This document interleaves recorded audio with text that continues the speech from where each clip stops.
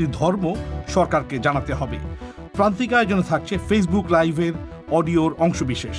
তবে শুরুতেই এখনকার মতো সর্বশেষ বিশ্ব সংবাদ।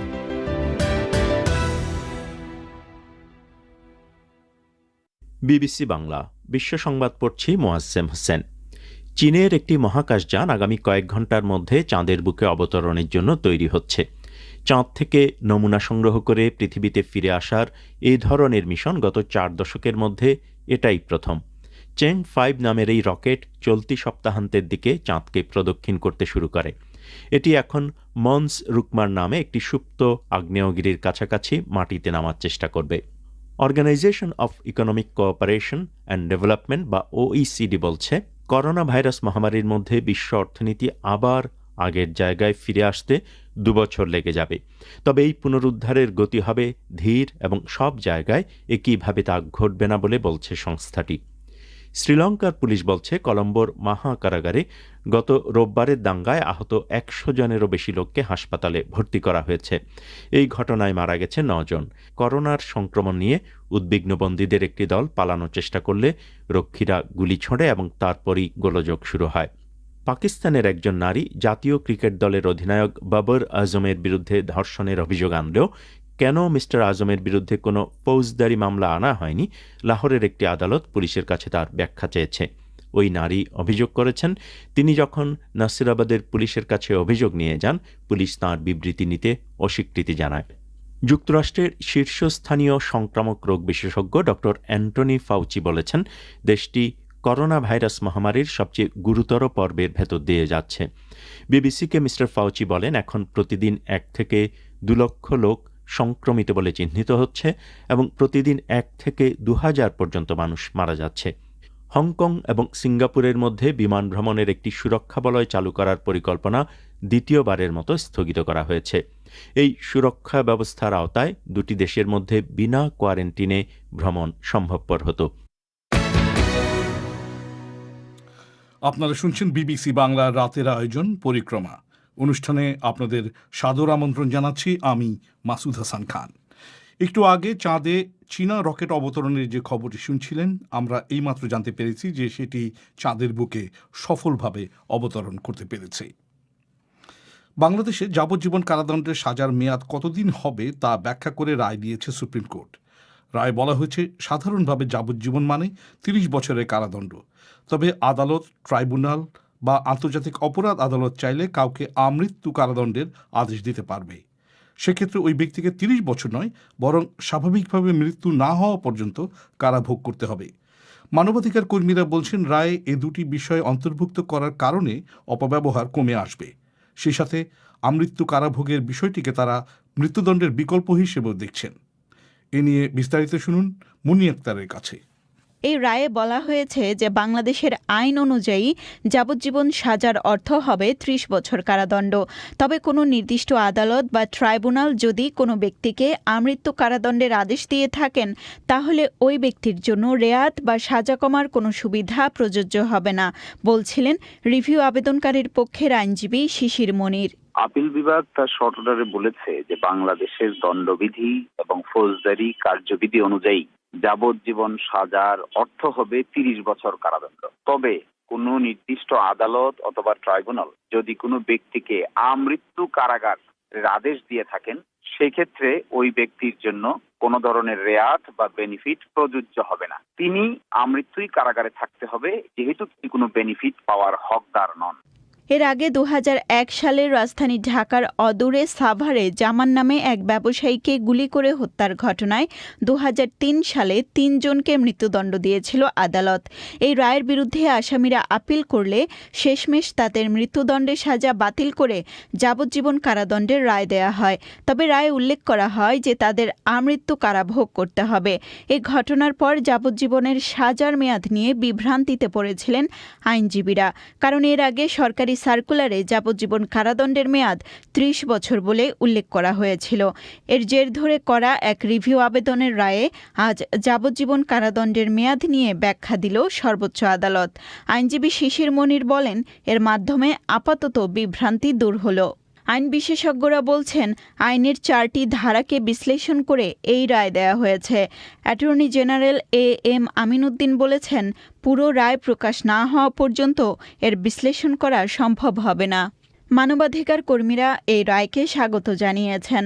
মানবাধিকার কর্মী এবং আইনজীবী এলিনা খান বলেন, আমৃত্যু কারাদণ্ডের ক্ষেত্রে রেয়াতের মতো সুবিধা ব্যবহার করে আইনের ফাঁক গলে গুরুতর মামলার আসামিরা পার পেয়ে যেতে পারবে না। আর দ্বিতীয়ত, বিশেষ বা গুরুতর মামলার ক্ষেত্রে আমৃত্যু কারাদণ্ড রাখা হলে সেটি মৃত্যুদণ্ডের সাজার বিকল্প হিসেবে ব্যবহৃত হতে পারে। আমি মনে করি যে মৃত্যুদণ্ডটা তো শেষ হয়ে যাওয়া, অনেক নির্দোষ ব্যক্তি অনেক সময় ঢুকে যায়, সেই জায়গাগুলো থেকেই যদি চিন্তা করে এই অপশনটা রাখা যায়, তাহলে পরে কখনো কখনো আমরা মৃত্যুদণ্ডের মতো একটা মারাত্মক জায়গা থেকে আমরা একটু হলেও কমে আসবে। আর রাজনৈতিক সুবিধা, আশ্রয়, বিভিন্ন দুর্নীতির মধ্যে দিয়ে এই সমস্ত লোকগুলা কিন্তু বের হয়ে যাওয়ার একটা স্কোপ পায়। সেই জায়গাগুলো থেকে আপনার ঘটনার গুরুত্ব বুঝে আমার মনে হয় মাননীয় বিচারকরা এই ব্যবস্থা বা সিদ্ধান্ত গ্রহণ করবে। তবে কোন কোন ক্ষেত্রে আমৃত্যু যাবজ্জীবন কারাদণ্ড দেয়া যাবে সে বিষয়ে এখনও বিস্তারিত কিছু জানানো হয়নি। শুনছিলেন মুন্নি আক্তারের প্রতিবেদন। ভারতের উত্তর পূর্বাঞ্চলীয় রাজ্য আসাম সরকার ওই রাজ্যে বিবাহ সংক্রান্ত একটি নতুন আইন আনতে চলেছে, যেখানে পাত্রপাত্রীর ধর্ম সরকারকে জানাতে হবে। বিজেপি শাসিত এই রাজ্যটি এমন এক সময়ে এই ঘোষণা দিল যখন ভারতের বেশ কয়েকটি বিজেপি শাসিত রাজ্য তথাকথিত লাভ জিহাদ রোধে আইন আনার কথা বলেছে। তবে আসাম সরকার বলছে তাদের আইনের সঙ্গে লাভ জিহাদের কোনো সম্পর্ক নেই। কিন্তু অনেকেই মনে করছেন এর মাধ্যমে সরকার প্রতিটা বিয়ে এবং দম্পতির উপর নজরদারি চালাবে। শুনুন কলকাতা থেকে সংবাদদাতা অমিতাভ ভট্টশালীর প্রতিবেদন। আসামের অতি প্রভাবশালী মন্ত্রী হিমন্ত বিশ্ব শর্মা ঘোষণা করেছেন যে ওই রাজ্যে বিয়ের অন্তত 1 মাস আগেই হবু দম্পতিকে একটি সরকারি ফর্ম পূরণ করতে হবে, যেখানে পাত্র এবং পাত্রীর ধর্ম, পেশা, আয় ইত্যাদি তথ্য জানাতে হবে। তিনি যদিও বলছেন যে তাদের আইনটির সঙ্গে কথিত লাভ জিহাদের কোনো সম্পর্ক নেই, কিন্তু এও বলছেন যে উত্তরপ্রদেশ আর মধ্যপ্রদেশে লাভ জিহাদ রোধে যে আইন হচ্ছে তার কিছু অংশ তাদের আইনটিতেও থাকবে। আইনটি কেন আনা হচ্ছে এক সংবাদ সম্মেলনে সেই ব্যাখ্যা দিচ্ছিলেন mister Himanta Biswa Sarma. Our idea is not the love jihad, the so-called. You should not hide your identity. Number one. Himanta Biswa শর্মার কথায় তাদের আইনটির ধারণা তথাকথিত লাভ জিহাদ নিয়ে নয়। বিয়ের আগে কারো নিজের পরিচয় গোপন করা উচিত নয়, সেই পরিচয়ের মধ্যে স্বাভাবিকভাবেই ধর্মীয় পরিচয়ও থাকবে। এছাড়াও আয়, পেশা, ঠিকানা এসবও জানাতে হবে। এখানে প্রশ্নটা হলো বিয়ের মতো একটা ঘটনায় যেন স্বচ্ছতা থাকে। অনেক সময় একই ধর্মের মধ্যে বিয়ের ক্ষেত্রেও দেখা গেছে যে পাত্র হয়তো কোনো অনৈতিক পেশায় জড়িত। এগুলো আটকানোর জন্যই এই আইনটা আনা হচ্ছে। তথাকথিত লাভ জিহাদের সঙ্গে এর কোনো সম্পর্ক নেই, বলছিলেন হিমন্ত বিশ্ব শর্মা। তিনি আরও বলছিলেন যে এই আইনের মাধ্যমে আসলে আসামের নারীদের ক্ষমতায়ন হবে। কিন্তু জোরহাটের বাসিন্দা নারী আন্দোলনের কর্মী বন্দিতা আচার্য প্রশ্ন করছিলেন যে নিজের ধর্মীয় পরিচয় সহ বিস্তারিত সরকারের কাছে তুলে দেওয়া হলে সেটা নারীর ক্ষমতায়ন কিভাবে হবে? Though the minister is saying it's the empowerment of our sisters. How can it be an empowerment of the miss আচার্যর কথায় একজন নারীকে যদি বিয়ের মতো একটা প্রতিষ্ঠানে যোগ দেওয়ার আগে সরকারকে জানাতে হয় তার ধর্মবিশ্বাস সহ সব ব্যক্তিগত তথ্য, সেটা নারীর ক্ষমতায়ন হয় কি করে? মন্ত্রী এটা বলছেন না ঠিকই, কিন্তু যেভাবে অন্যান্য বিজেপি শাসিত রাজ্যগুলি লাভ জিহাদ রোধ আইন আনছে এটাও সেরকমই হবে বলে তিনি নিশ্চিত। যেখানে হিন্দু এবং মুসলমানদের বিয়ের জন্য আলাদা আইন আছে, আবার দুই ধর্মের মধ্যে বিয়ের জন্য বিশেষ বিবাহ আইন আছে, সেখানে একটা নতুন আইন এনে হবু দম্পতির সব ব্যক্তিগত তথ্য সরকারকে কেন জানাতে হবে? বিয়ের মতো একটা সম্পর্কের ভেতরে তো একটা প্রাতিষ্ঠানিক নজরদারি চলবে, বলছিলেন বন্দিতা আচার্য। আইনের ছাত্রী উৎপলা দাসের কথায় মনুবাদী সংস্কৃতিতে বিশ্বাস করে যে সরকার, তাদের কাছে এটাই আশা করা যায়। তারা নারীদের সুরক্ষিত রাখার উপায় হিসেবে স্বামীর ভালো রোজগার প্রয়োজন এটাই মনে করে, সেই জন্যই এই আইন। In a feudal society like India, people think that the male partner should have a good income so that... miss Das বলছিলেন, ভারতের মতো একটা সামন্ততান্ত্রিক সমাজে মনে করা হয় যে পরিবারের পুরুষটি ভালো রোজগার করলেই নারী ভালো থাকতে পারবে, সুরক্ষিত থাকতে পারবে। কিন্তু তারা নারীদের স্বাবলম্বী হবার কথা বলেন না। দরকার তো সেটাই। একজন নারী হিসেবে তার মনে হয় যে সরকার এই আইনটির মাধ্যমে নারীর ক্ষমতায়ন কখনোই চায় না, বলছিলেন আইনের ছাত্রী উৎপলা দাস। গুয়াহাটি হাইকোর্টের প্রবীণ আইনজীবী হাফিজ রশিদ চৌধুরীর মতে হিমন্ত বিশ্ব শর্মার এই ঘোষণা আসলে আগামী বছর ভোটের দিকে তাকিয়ে ধর্মীয় বিভাজনের প্রচেষ্টা। যেহেতু বুশ সামনে যতটুকু মুসলমানদের এগেনস্টে বলবে এবং মুসলমানের লতে হাত দিলে এতটুকু বুটটা পোলারাইজ হবে। বুটটা পোলারাইজ করার জন্য উনি এই ধরনের বক্তব্য রাখতেছে। বেসিক্যালি ওনারা চায় যে কিভাবে মুসলিমদের হ্যারাস করতে পারে। এদিকে তুমি লাভ জেহাদ ইউপিতে হয়েছে, তারপরে ল অর্ডিন্যান্স হয়ে গেছে, এমপিতে অর্ডিন্যান্স হয়ে গিয়েছে। আসামের সেই ধরনের হয়তো একটা প্রপোজাল লেটার হয়তো তারা শুনবে। এর আগেও মিস্টার হিমন্ত বিশ্ব শর্মা বলেছিলেন যে তার রাজ্যে মুসলমান ছেলেরা অনেক সময় হিন্দু নাম নিয়ে ভুয়া ফেসবুক অ্যাকাউন্ট খুলে হিন্দু মেয়েদের সঙ্গে সম্পর্ক স্থাপন করছে এবং তারপরে বিয়ে করছে। এভাবেই আসামের হিন্দু নারীরা লাভ জিহাদের শিকার হচ্ছে বলেও তিনি মন্তব্য করেছিলেন। অমিতাভ ভট্টশালী, কলকাতা থেকে। বাংলাদেশ তৃতীয় সাবমেরিন কেবলের সঙ্গে যুক্ত হতে যাচ্ছে। জাতীয় অর্থনৈতিক পরিষদের নির্বাহী কমিটি একনেক আজ এই সংক্রান্ত একটি প্রকল্প অনুমোদন করেছে। সরকার বলছে এই প্রকল্প বাস্তবায়নে প্রায় 700 কোটি টাকা খরচ করবে। বাংলাদেশে ইন্টারনেটের স্পিড, দাম এবং সংযোগের বিস্তৃতি নিয়ে গ্রাহকদের কাছ থেকে ব্যাপক অভিযোগ শোনা যায়। তৃতীয় সাবমেরিন কেবলের সঙ্গে যুক্ত হওয়ায় গ্রাহকের কী লাভ হবে, খোঁজ নিয়েছেন সংবাদদাতা সাইয়েদা আক্তার। বৈশ্বিক মহামারীর কারণে মানুষ যখন লকডাউন এবং সীমিতভাবে সব ধরনের আনুষ্ঠানিক কাজকর্ম করছে, সেই সময় সরকারি হিসাবে দেখা যাচ্ছে দেশে ইন্টারনেট ব্যবহারকারীর সংখ্যা বেড়েছে। বাংলাদেশ টেলিযোগাযোগ কর্তৃপক্ষ বিটিআরসি সর্বশেষ অর্থাৎ অক্টোবর 2020 সালের তথ্য অনুযায়ী দেশে এখন আইএসপি ও পিএসটিএন ভিত্তিক গ্রাহক রয়েছে 86.5 লাখের মতো, আর মোবাইল ইন্টারনেট ব্যবহার করেন 10 কোটির বেশি মানুষ। ডাক, টেলিযোগাযোগ ও তথ্য প্রযুক্তি মন্ত্রী মোস্তফা জব্বার জানিয়েছেন, মহামারীর সময় গত কয়েক মাসে বাংলাদেশে ব্যান্ডউইথের ব্যবহার দ্বিগুণ হয়েছে। তিনি বিবিসিকে বলছিলেন, এখন উচ্চ গতির ইন্টারনেট সেবার চাহিদা পূরণের উদ্দেশ্য মাথায় রেখে মঙ্গলবার জাতীয় অর্থনৈতিক পরিষদ একনেকে তৃতীয় সাবমেরিন প্রকল্প অনুমোদন করা হয়েছে। আজকে যেটা আমরা অনুমোদন নিলাম সেটা সিমি উইথ 6 এর জন্য নিয়েছি। সিমি উইথ 6 এর যে দেশগুলো আছে 15টা দেশ, এই 15টা দেশের সিঙ্গাপুর থেকে ফ্রান্স পর্যন্ত সম্প্রসারিত, এবং এটার প্রাথমিক যে কাজগুলো করা দরকার সেগুলো করে ফেলা হয়েছে। কনসোর্টিয়ামের জন্য যে এমওইউ সই করার আমরা সেই এমওইউ সই করে ফেলেছি, এবং তার মধ্য থেকে আমাদের বেনিফিটের মাত্রাটা যেটা হচ্ছে যে আমরা সিমি উইথ 6 এ যাওয়ার ফলে আমাদের ব্যান্ডউইথ ক্যাপাসিটিটা হয়ে যাবে একেবারে পুরোপুরি চাহিদা মেটানোর জন্য। সিমি উই 5 অর্থাৎ দক্ষিণ পূর্ব এশিয়া, মধ্যপ্রাচ্য, পশ্চিম ইউরোপ এই নামগুলোর অদ্যাক্ষর ধরে একটি নেটওয়ার্ককে বোঝায়। এটি একটি অপটিক্যাল ফাইবার সাবমেরিন কেবল যোগাযোগ ব্যবস্থা যা সিঙ্গাপুর এবং ফ্রান্সের মধ্যে টেলিযোগাযোগ বহন করে। ডাক, টেলিযোগাযোগ ও তথ্য প্রযুক্তি মন্ত্রী মিস্টার জব্বার বলেছেন, 2023 সাল নাগাদ এই নেটওয়ার্ক পুরোপুরি কার্যকর হবে। কিন্তু বাংলাদেশে ইন্টারনেট ব্যবহারের হার দ্রুত বেড়ে চললেও, বিশেষ করে মহামারীর সময় গত 8 মাসে বহুলাংশে বৃদ্ধি পেলেও তার সঙ্গে পাল্লা দিয়ে বাড়েনি সেবার মান। ঢাকা বিশ্ববিদ্যালয়ের একজন শিক্ষার্থী ইমামা দিনা বলছিলেন, তার বিশ্ববিদ্যালয়ের ক্লাস হচ্ছে অনলাইনে, আবার হাত খরচের জন্য তিনি যেখানে টিউশনি করেন সেখানেও অনলাইনেই পড়া দেখিয়ে দেন তিনি। আর এই দুটো জায়গাতেই ইন্টারনেটের স্পিড এবং দাম নিয়ে তিনি ব্যাপক মুশকিলে পড়েন। সাধারণত সবচেয়ে বড় প্রবলেম সেটা হচ্ছে কি, যখন ব্রডব্যান্ড কানেকশন থাকে না কোনো কারণে, যেমন কারেন্ট চলে যায় যখন, অথবা যখন আমরা একদম কনস্ট্যান্ট কানেকশনটা পাই না, তখন ডেটা প্যাকেজ কিনতে হয় সাধারণত আমাদেরকে কোনো একটা। আর ডেটা প্যাকেজের তো বেশ দাম। 1 ঘন্টা একটা ক্লাসের জন্য দেখা যায় যে সাধারণত 200 মেগাবাইট থেকে তার চেয়ে বেশি খরচ হয়, 500 মেগাবাইট 600 মেগাবাইট পর্যন্ত খরচ হয়ে যেতে পারে। সাধারণত 1 জিবি একটা প্যাকেজে দেখা যায় 50 টাকা বা 60 টাকা বা আরো বেশি। ডাক, টেলিযোগাযোগ ও তথ্য প্রযুক্তি মন্ত্রী আশা করছেন, সামনের দিনে মানুষ অনেক বেশি ব্রডব্যান্ড লাইন ব্যবহারের দিকে ঝুঁকবে। তখন ক্রমে ইন্টারনেটের স্পিড বৃদ্ধি, দেশজুড়ে নেটওয়ার্ক সম্প্রসারণ এবং দাম কমে আসা সহ সামগ্রিক অগ্রগতি ঘটবে, যার পেছনে মূল ভূমিকা পালন করবে এই তৃতীয় সাবমেরিন কেবল। কিন্তু মন্ত্রীর এই বক্তব্যের সঙ্গে পুরোপুরি একমত নন ইন্টারনেট সেবাদাতা প্রতিষ্ঠানের সংগঠন আইএসপিএবির সভাপতি আমিনুল হাকিম।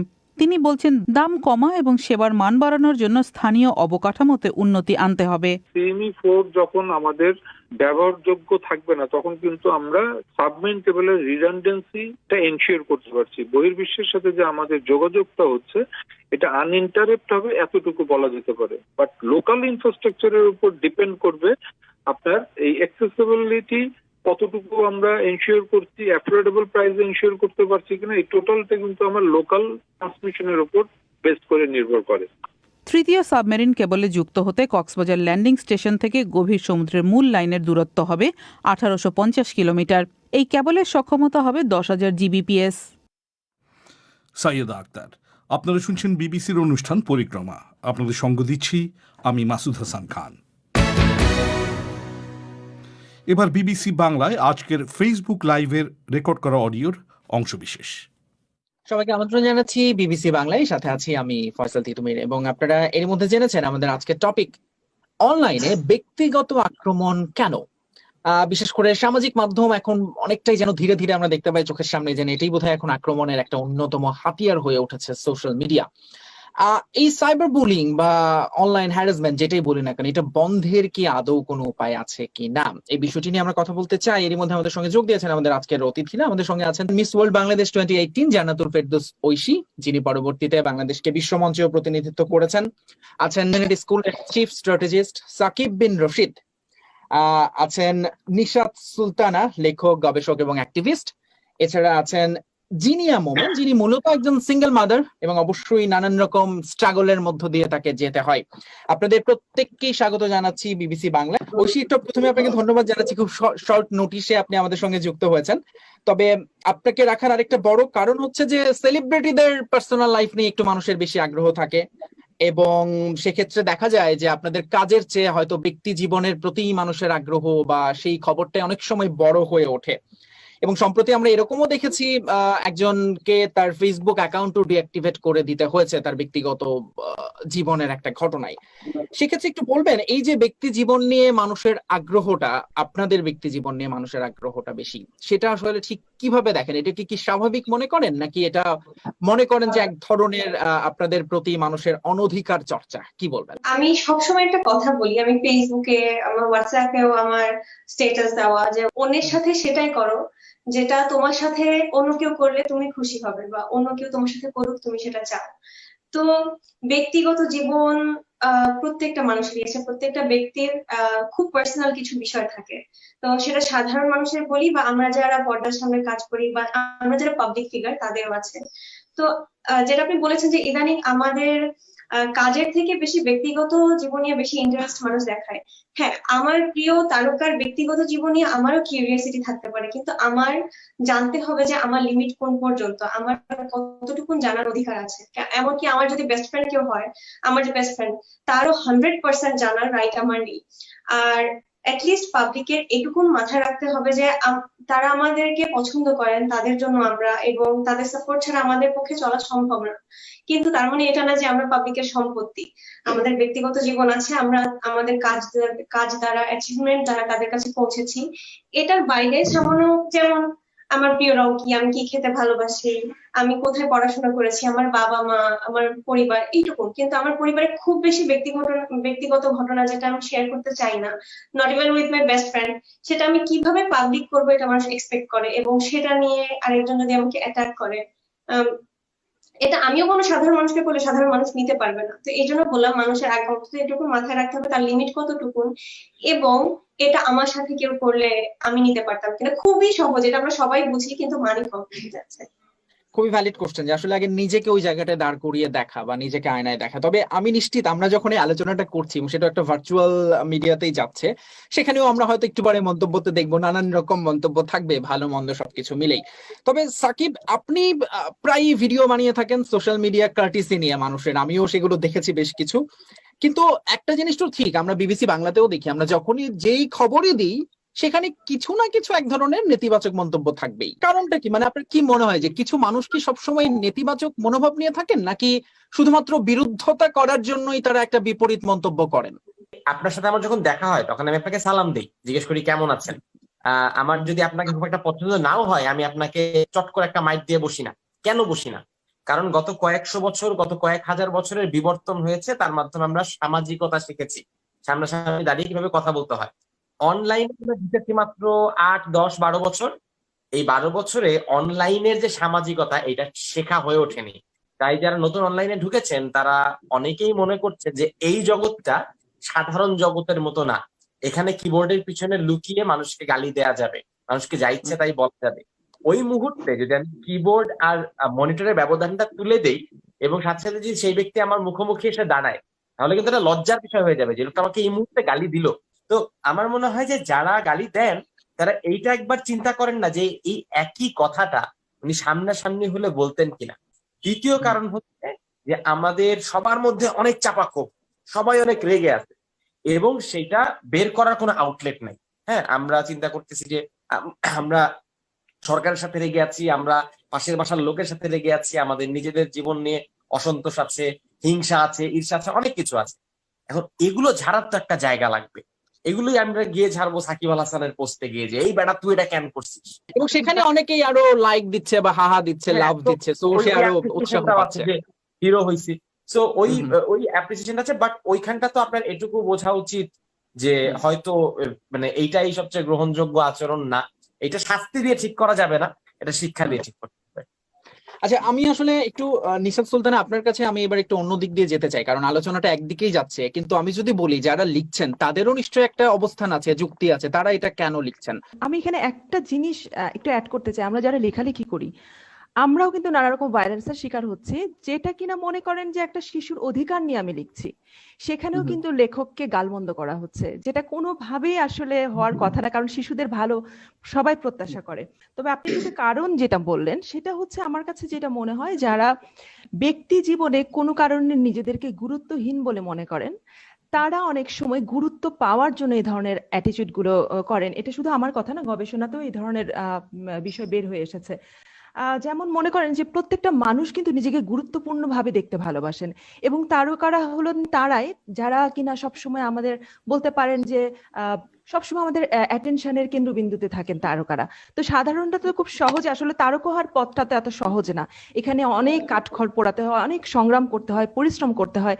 তো ওনারা অনেক সময় মনে করেন কি আমি একটা আজে বাজে কমেন্ট করলে এটা হয়তো কারো না কারো নজরে পড়বে, আমিও কিছুটা গুরুত্ব পাবো, এই ধরনের একটা মানসিকতা তাদের মধ্যে কাজ করে। এছাড়া যে মূল্যবোধের অভাব এবং পারিবারিক শিক্ষা সম্প্রীতির অভাব, এই বিষয়গুলো তো পুরনোই। আমরা যে টপিকটা নিয়ে কথা বলছি, এবং এক্ষেত্রে অনেক সময় যেন আক্রমণটা বেশিরভাগই নারীদের দিকেই যায়, এবং জিনিয়ার কাছে যে প্রসঙ্গে আসতে চাই যে নারীদের জন্য এটা যদি বেশি হয়, সেক্ষেত্রে একজন সিঙ্গেল মাদার হিসেবে আপনার ব্যক্তি জীবন এবং বাস্তব জীবন পাশাপাশি ভার্চুয়াল জীবন দু জায়গাতেই স্ট্রাগলটা আপনি কিভাবে দেখেন? আসলে সিঙ্গেল মাদার হিসেবে আসলে একজন সিঙ্গেল মাদার হিসেবে যে আমি নিজেকে পরিচয় দিচ্ছি, দুঃখজনক ভাবে হলো অত্যন্ত সত্যি কথা হচ্ছে যে আমার আশেপাশের মানুষজনও যেন এই ব্যাপারটি একেবারেই এখনো মেনে নিতে পারছেন না, যে না হ্যাঁ সাথে একজন হাজবেন্ড থাকবেন বা হাজবেন্ড নাই, সাথে একটি ছোট বাচ্চা, আমার মেয়ের বয়স 7 বছর, এখন ওকে 10 মাস থেকে 7 বছর পর্যন্ত আমি একাই করেছি। এবং সেই সাথে আরেকটু যুক্ত করতে চাই যে আমার আসলে বাবা মা কেউ বেঁচে নেই। হয়তো রাতে আমি বাইক চালাই, আমি আমার মেয়েকে নিয়ে 10টার সময় আসছি, আমার কাছের মানুষই কিন্তু আমাকে বলছে যে তুমি এত রাতে মেয়েকে নিয়ে আসছো। এটা হচ্ছে এক ধরনের। আর সাইবার বুলিং যেটা বলছি, যে ফেসবুকে একটা ছবি দেখে হয়তো কেউ এরকম একটা বিরূপ মন্তব্য করে দিল যে হ্যাঁ ও তো এখন একা একাই থাকবে। এই জিনিসগুলোর মধ্যে দিয়ে না আসলে প্রতিনিয়ত যেতে হয়। তবে আমি মনে করি যে আসলে কে কি বললো বা পাছে লোকে কিছু বলে, অ্যাজ লং অ্যাজ আমি অনেস্ট আমার প্রতি এবং আমি কারোর প্রতি কোনো অন্যায় করছি না, অবিচার করছি না, আমি আমার ধারাটি আমি ঠিক রেখেছি, সেই হিসাবে আমি চলতে চাই। আমার মনে হয় আইনের একটি প্রয়োগ থাকে, আইনের প্রয়োগ তো আছে, এখন অনেক আইন হয়েছে, অনেক প্রয়োগও হচ্ছে, কিন্তু সেটা আসলে কতটুকু সার্বজনীন হচ্ছে সেটা একটা প্রশ্ন। আমাদের দেশে যে কোনো কিছু খুব বেশি বিগড়ে গেলে আইনের কাছে যাওয়া হয়, যেতে হয়। তার আগে আমরা আইনের কাছে যেতে চাই না বা যেতে পারি না, আমাদের যাওয়া হয়ে সংস্কৃতিতে নেই। কিন্তু আমরা যে ছোট ছোট বুলিং এর ঘটনা, এগুলোকে ক্রাইম হিসেবে ধরি না। সোশ্যাল মিডিয়াতে যখন 100-200 মানুষ এসে বললো যে আমাকে মেরে ফেলবে, তখন আমি আইনের কাছে গেলাম, পুলিশের কাছে গেলাম। কিন্তু এর আগে যখন 1000 খানেক মানুষ গালাগাল দিয়ে যাচ্ছে, তাদের বিরুদ্ধে আমি আজ পর্যন্ত অ্যাকশন নিতে পারিনি। আইনটা নিশ্চয়ই একটা আছে, কিন্তু আইনের প্রয়োগটা আরো শক্ত করে দরকার ভাই, এবং আইনটা অ্যাক্সেসিবল হওয়া দরকার। হ্যাঁ, আমাদের যে হটলাইন নাম্বার গুলো থাকে কিংবা একটা সিম্পল প্রসিজার থাকা দরকার, যে আপনি সাইবার বুলিং এর শিকার হলে একটা লিঙ্ক কপি পেস্ট করে বা একটা স্ক্রিনশট কপি পেস্ট করে একটা মোবাইল অ্যাপের মাধ্যমে বা এই ওয়েবসাইটের মাধ্যমে আপনি রিপোর্ট করতে পারবেন। এবং যদি আমরা নিদর্শন দেখি যে নিয়মিত এর বিরুদ্ধে ব্যবস্থা নেওয়া হচ্ছে, তাহলে কিন্তু আমরা রেগুলার রিপোর্ট করব। যদি ব্যবস্থা না নেওয়া হয়, আমরা আবার দমে যাব। আইন সকল নাগরিকের জন্য সমান হওয়া উচিত। সাকিব আল হাসানকে মারতে চাইছে সে অপরাধী, আমাকে মারতে চাইছে সে অপরাধী না, এটা ঠিক না। It should be equal for everyone, it should be equally accessible to everyone. নেতিবাচক মন্তব্যগুলো যারা করছেন, যে সেক্ষেত্রে আসলে তারা কি পুরোপুরি একেবারে একটা অন্ধকার জায়গায় আছেন বা ভুল করেই করছেন, নাকি তাদের জায়গাতে তারা ঠিক? যখন তারা মন্তব্য করছেন নিশ্চয়ই তাদের একটা আন্ডারস্ট্যান্ডিং আছে, এই কাজটা তারা কোনো না কোনো ভাবে তারা নিজেকে সাপোর্ট করার জন্য করে। একটা কথা বলা হয় যে যিনি খুন করেন তারও তার পিছনে একটা যুক্তি থাকে যে তিনি কেন খুনটি করলেন। তো এটা এক ধরনের বিকৃতি। বাংলাদেশে এখন 11 কোটি মানুষ মোবাইল ফোন ইন্টারনেটের সাথে যুক্ত, মানে তাদের হাতে মুঠোফোন আছে এবং মুঠোফোনের প্রায় হচ্ছে 86% তারা কিন্তু ইন্টারনেট অ্যাক্সেস করছেন। কাজেই সেই যোগগুলো অর্থাৎ গণপরিবহনে যারা নারীর শরীরকে বিকৃতভাবে তারা দেখতেন বা উপভোগ করতেন সেই মানুষগুলো কিন্তু স্ক্রিনেও একই ধরনের তাদের প্রবণতা তাদের মধ্যে লক্ষ্য করা যাচ্ছে এবং তারা এখানে কিন্তু আরো সহজ, কারণ সামনাসামনি আপনি যখন একটা অপরাধ করছেন তখন তবুও ধরা পড়ার সম্ভাবনা থাকে, কিন্তু যখন আপনি ডিজিটাল প্ল্যাটফর্মে করছেন তখন ধরা পড়ার ব্যাপারটা কিন্তু এত সহজ না। তো একটা জানাতে হবে যে এটা চুপ করে থাকা কোনো সমাধান না, কথা বলতে হবে এবং একই সাথে কোন কোন প্ল্যাটফর্মে গেলে তারা সাপোর্ট পাবেন এই জিনিসটা কিন্তু ব্যাপকভাবে মানুষকে জানাতে হবে। আমি বলবো একটা মানুষ যদি আমার কমেন্ট বক্সে এসে আমাকে নিয়ে বডি শেমিং করতে পারে বা যদি বলতে পারে যে আমাকে সে একা পেলে হাবিজাবি কিছু করবে বা এরকম বিরূপ মন্তব্য যদি করতে পারে, মানুষটা আমাকে একা পেলে সে অবশ্যই আমাকে ধর্ষণ করবে। এই যে ধর্ষণের পরিমাণ দিন দিন বেড়ে গেছে, একটা মানুষ সোশ্যাল মিডিয়াতে স্ক্রিনের ওপারে বসে আছে বলে যাচ্ছে তাই এসে বলছে, কিন্তু আমাকে সামনে পেলে অবশ্যই সে ওটা করার চেষ্টা করবে। তো আমাদের ওইটা চিন্তা করে হাহা না দিয়ে পক্ষে কথা না বলে রিপোর্ট করার জায়গা আছে, আমি রিপোর্ট করতে পারি, আমি সাইবার ক্রাইমের যেহেতু আইন আছে সেখানে কমপ্লেন করতে পারি এবং তাকে বোঝাতে পারি।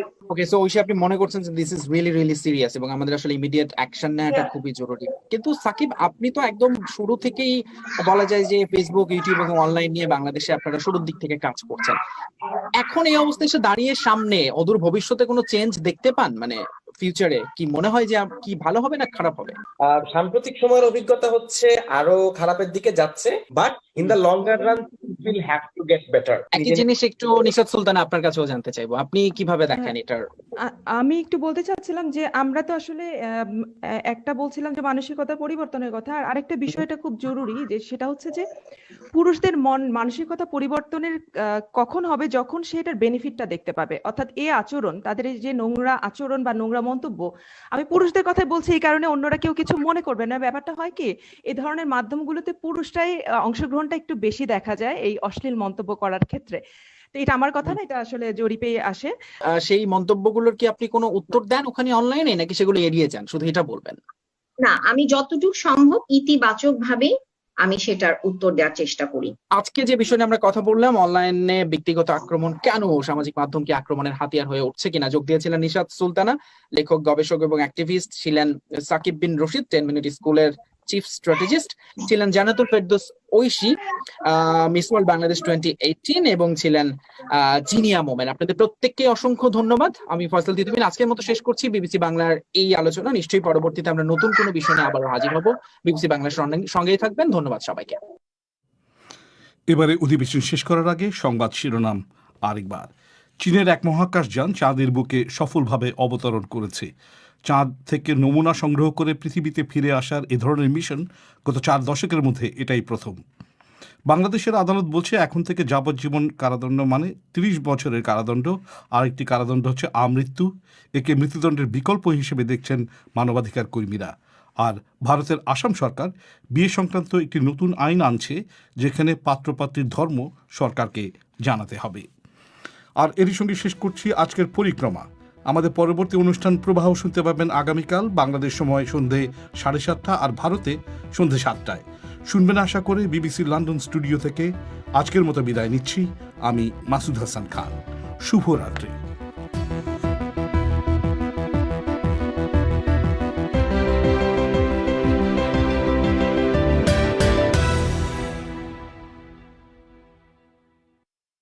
.com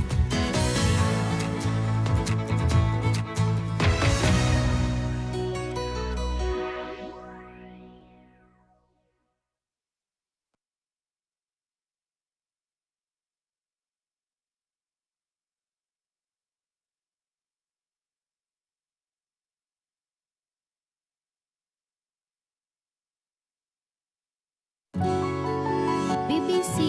This is the BBC. There are no programmes on this channel at present. Details of all our services are at bbcworldservice.com.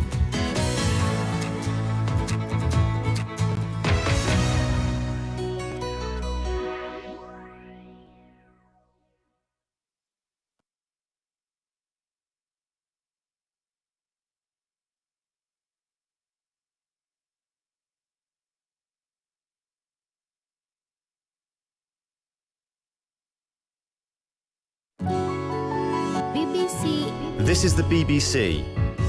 There are no programmes on this channel at present. Details of all our services are at bbcworldservice.com.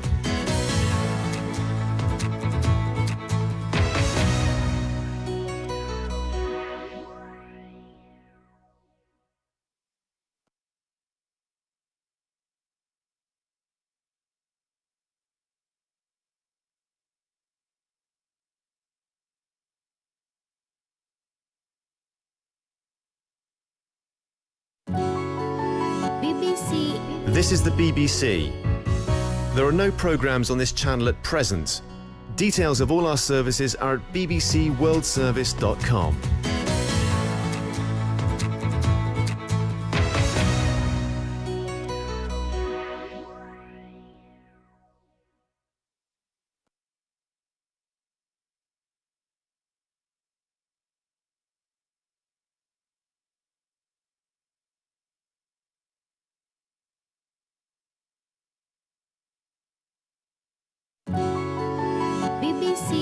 This is the BBC.